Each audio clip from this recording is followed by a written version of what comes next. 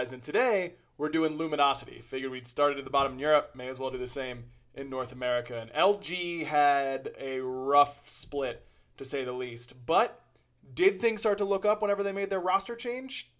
Maybe, maybe not. I mean, here's their roster as it stands right now. The big switch, of course, was moving Gino into the mid lane and putting Inbound there in support, in replacement. I think that Gino has a lot of potential as an SPL level support. I don't know that he's going to have the same success as Big Man Tings did on his move to mid lane, though we only saw him for 3 games. In the 3 games that Luminosity played since this switch, they went a combined 1-6.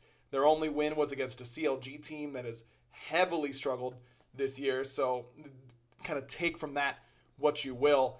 I think that Gino himself really did struggle in a lot of these games. The Zhang Kui picks are some of the ones that come to mind that didn't do particularly well. I think Inbound also struggled a lot at times, and even though Inbound's a world champion level Xbox player, I'm not sure that he's ready for the SPL quite yet, at the very beginning of the biggest time of year, basically.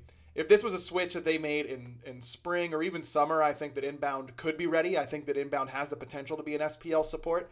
I just don't know that he's there at this exact moment. I think that all of this is putting a lot of pressure onto Weekend. And Weekend is kind of always been the jack of all trades, but master of none in the jungle. He's an incredibly flexible player, but usually won't be the guy for you every single game. He'll have his incredible games on the Circuit or the Mercury, but for the most part, he wants to be the facilitator. Now I think he kind of has to be the guy for Luminosity. And if he can do that consistently, then maybe LG makes some noise, but I'm not particularly confident in that. I do want to point out that this is a team that I think during the spring and summer kind of got their identity by getting early leads. Weekend was playing a lot of Arachne and things like that.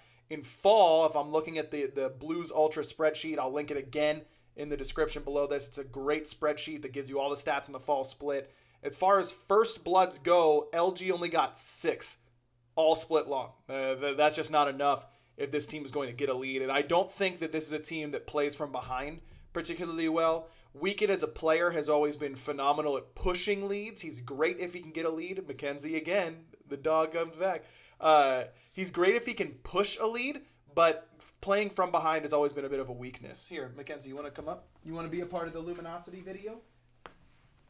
Yeah, you do. That's a good dog. So we think the Luminosity probably isn't going to do super well at placements. Here's their bracket, if I can get to my hotkey. Mackenzie's kind of in the way, but it's worth it. There it is. They've got to play up against the Latin American representative. I do expect them to win that.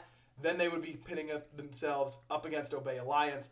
That seems like a very, very hard matchup. I can't imagine that they'll be doing too well in that spot. That would drop them down, and if everything goes as expected, they'd likely be going up against Armada, the North American minor league representative. That seems like an interesting matchup to me, but I still favor the SPL experience that Luminosity has.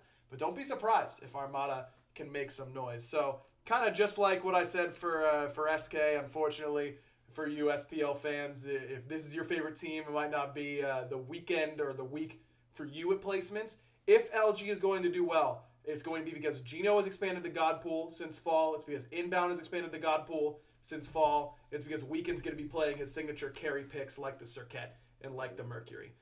Got to give a shout out to Joe Bro as well. He's the one who did all these little thumbnails for us. Make sure you check the rest of the video playlist so you can see all the other placement prediction videos I'm going to be putting out. Thanks for watching, and Mackenzie and I will see you next time. Bye-bye.